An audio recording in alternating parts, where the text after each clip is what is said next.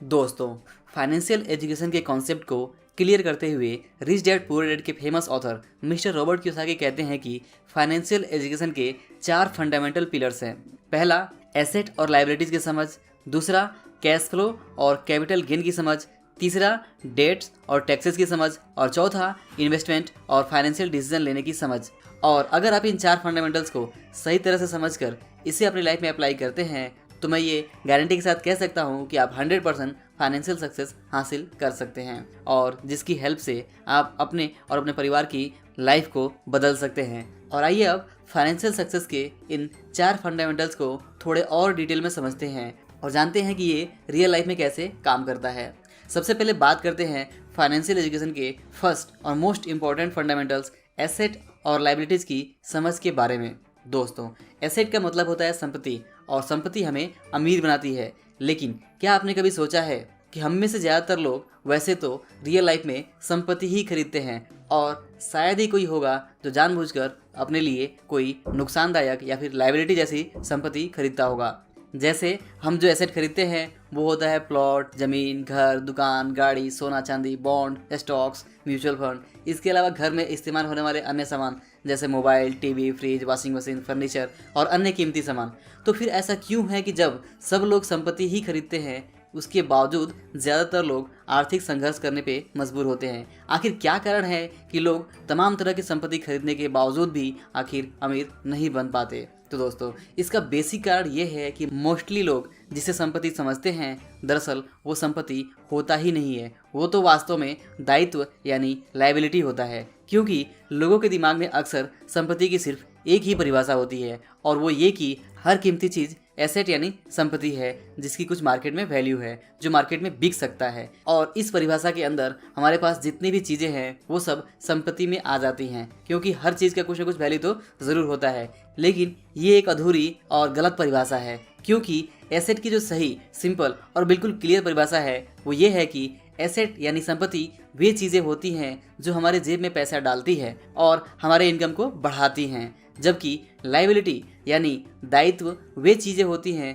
जो हमारी जेब से पैसे निकालती हैं और हमारे खर्चों को बढ़ाती हैं। और जब आप इस एसेट की सही परिभाषा को ध्यान में रखते हुए गौर से लोगों की संपत्तियों को देखेंगे तो पता चलेगा कि हम में से ज़्यादातर लोगों के पास पहली परिभाषा के अनुसार कहने के लिए बहुत सारी कीमती चीज़ें हैं जिसे हम अपनी संपत्ति मानते हैं, जैसे mobile, TV, fridge, washing machine, furniture, अन्य कीमती सामान, या फिर प्लॉट, ज़मीन, घर, दुकान, गाड़ी, सोना चांदी, स्टॉक, बॉन्ड या म्यूचुअल फंड। लेकिन मोस्टली लोगों के पास शायद ही ऐसी कोई रियल संपत्ति होती है जिससे उनको हर महीने इनकम होती हो या जो उनकी जेब में पैसे डालती हो। बल्कि वास्तव में आप देखेंगे तो पाएंगे कि ज़्यादातर लोगों के पास ऐसी संपत्तियों की लंबी लिस्ट होती है जिनसे उनको हर महीने कोई आमदनी नहीं होती, बल्कि ज़्यादातर संपत्ति ऐसी होती है जो हर महीने मेंटेनेंस या ईएमआई के नाम पे हमसे पैसे निकालती है, और जिन संपत्ति की वजह से हमारे खर्चे बढ़ते रहते हैं और उससे हमें वास्तव में कोई इनकम नहीं होता। और यही सबसे बड़ा कारण है कि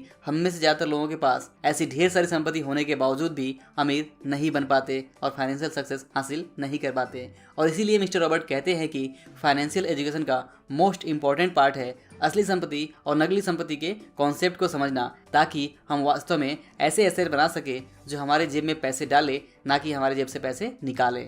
और दोस्तों, आइए अब बात करते हैं फाइनेंशियल एजुकेशन के दूसरे इम्पॉर्टेंट फंडामेंटल कॉन्सेप्ट की, और वो है कैश फ्लो और कैपिटल गेन की समझ।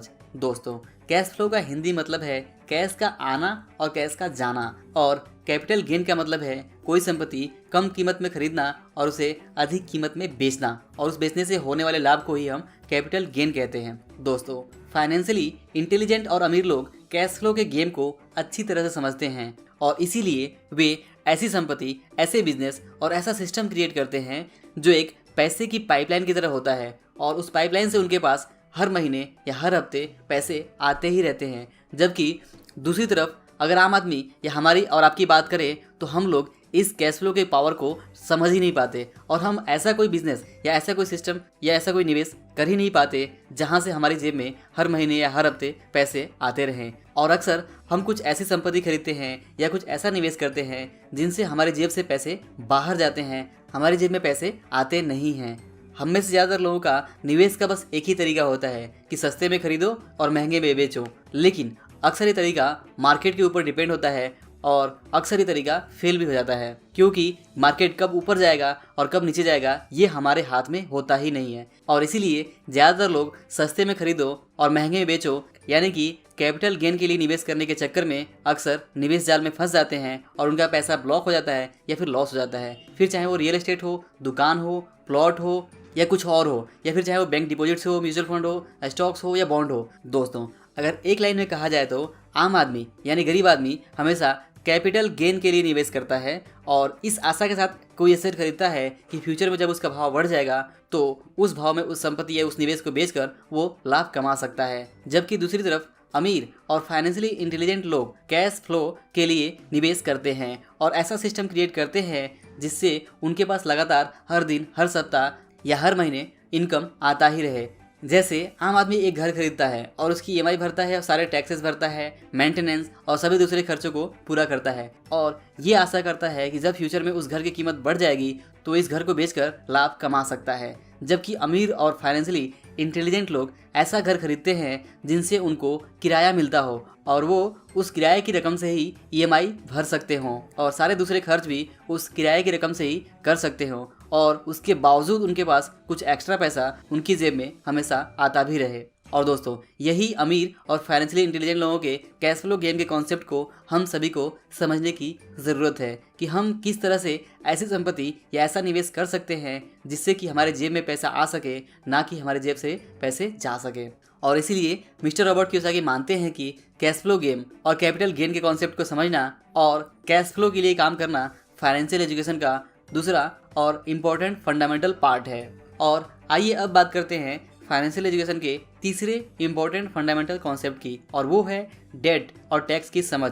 दोस्तों, डेट का मतलब है कर्ज और आमतौर पर हम सब कर्ज को बुरा ही मानते हैं और चाहते हैं कि हमारे ऊपर कभी किसी तरह का कर्ज ना हो, लेकिन रियल लाइफ में ठीक इसका उल्टा होता है। नौकरी या बिजनेस शुरू करने के बाद कब हम धीरे धीरे ईएमआई और कर्ज और क्रेडिट कार्ड के जाल में फंस जाते हैं पता ही नहीं चलता और अंततः कर्जदारों और उधार मांगने वालों से परेशान होकर हम यही चाहते हैं कि किसी तरह से हम कर्ज के जाल से बाहर निकल जाएं। और इसीलिए अक्सर ज़्यादातर समझदार लोग और फाइनेंशियल एडवाइजर यही सलाह देते हैं कि आपको अपने सभी कर्ज को तुरंत चुकता कर देना चाहिए और कर्ज बुरा होता है इसलिए आपको कर्ज से दूर रहना चाहिए।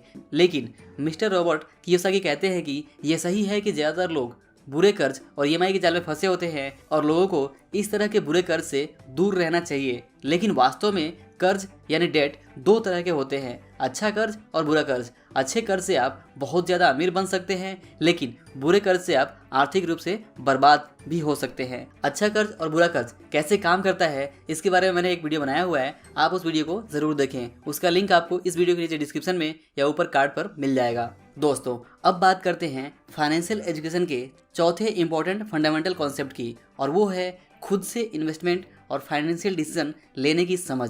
दोस्तों, हमारे बड़े बुजुर्गों ने पहले ही ये कहा है कि सुनो सबकी लेकिन करो अपनी। लेकिन अक्सर जब बात किसी इन्वेस्टमेंट की आती है या फिर बात किसी बिजनेस या फाइनेंशियल डिसीजन की आती है तो हम अक्सर सलाह दूसरे से लेते हैं, और या तो हम अपने बैंकर या किसी ब्रोकर से मुफ्त सलाह लेते हैं जो अक्सर अंत में हमारे लिए नुकसानदायक ही साबित होता है। अक्सर दूसरे लोग हमें सच्ची सलाह नहीं देते हैं और वे अपने एक्सपीरियंस से ऐसी सलाह देते हैं जो उनको अच्छी लगती है या फिर जिसमें उनका फ़ायदा होता है। जैसे कोई भी बीमा एजेंट आपको वही बीमा पॉलिसी के बारे में बताएगा जिसमें उसका फ़ायदा हो, और ठीक इसी तरह से कोई भी रियल एस्टेट ब्रोकर वही ज़मीन या वही घर खरीदने को कहेगा जिसमें उसका ज़्यादा फ़ायदा हो। ठीक इसी तरह से कोई म्यूचुअल फंड एडवाइज़र वही म्यूचुअल फंड खरीदने को कहेगा जिसमें उसका कमीशन ज़्यादा हो, और इसी तरह से स्टॉक ब्रोकर आपको वही स्टॉक खरीदने को कहेगा जिसमें उसका फ़ायदा पहले हो, आपका बाद में। और यही बात आपको अच्छी तरह से समझना है, और फाइनेंशियल गेम को सही तरह से समझने के लिए आपको रियल फाइनेंशियल एजुकेशन हासिल करने की ज़रूरत है ताकि आप अपने लिए बेहतर फाइनेंशियल डिसीजन ले सकें जो आपके लिए बेस्ट हो। बेसिकली फाइनेंशियल डिसीजन का ये चौथा फंडामेंटल पार्ट हमें बताता है कि आपको वो नहीं करना है जो पूरी दुनिया कर रही है, क्योंकि अगर आप वही काम करेंगे जो पूरी दुनिया कर रही है तो आपको भी वही मिलेगा जो ज़्यादातर लोगों को मिल रहा है। फाइनेंशियल एजुकेशन आपको भीड़ से बाहर निकलकर एक अलग रास्ते में चलने में हेल्प करता है जहां आप अपनी मर्जी से अपना रास्ता बना सकते हैं और जितनी चाहे उतनी दौलत भी बना सकते हैं।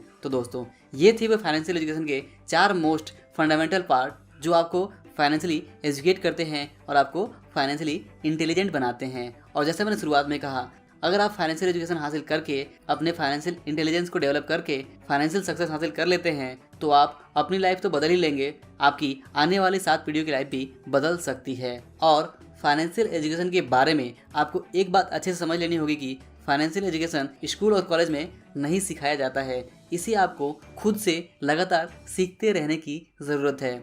आपको ये समझने की ज़रूरत है कि सच में पैसा कैसे काम करता है और आपको इस मनी गेम को जीतने के लिए उन रूल्स को पता करने होंगे जो आमतौर पर हमें नहीं पता होते हैं। और दोस्तों, हिंदी फाइनेंशियल एजुकेशन इस YouTube चैनल के माध्यम से हमारी कोशिश यही है कि हम आप तक फाइनेंशियल एजुकेशन से जुड़ी जितनी भी जानकारी संभव हो वो आप तक सिंपल भाषा में पहुंचा सकें और आपको ज़्यादा से ज़्यादा वैल्यू प्रोवाइड कर सकें। अगर आपके मन में इस वीडियो से जुड़ा कोई सवाल हो, सुझाव हो या फीडबैक हो तो आप नीचे कमेंट करके ज़रूर बताएं। मैं आपके कमेंट का जवाब देने की ज़रूर कोशिश करूंगा। तो दोस्तों, अगर वीडियो अच्छा लगा हो तो इसे लाइक और शेयर ज़रूर करें। आपके लाइक करने से ही समझ में आता है कि आपको वीडियो पसंद आया है। और अगर अभी तक आपने हिंदी फाइनेंशियल एजुकेशन इस चैनल को सब्सक्राइब नहीं किया है तो सब्सक्राइब करके बेल आइकन ज़रूर प्रेस करें ताकि आपको हमारे आने वाले सभी वीडियोस के अपडेट तुरंत मिल सकें। और अंत में वीडियो पूरा देखने और हमारे साथ बने रहने के लिए आपका दिल से बहुत बहुत धन्यवाद।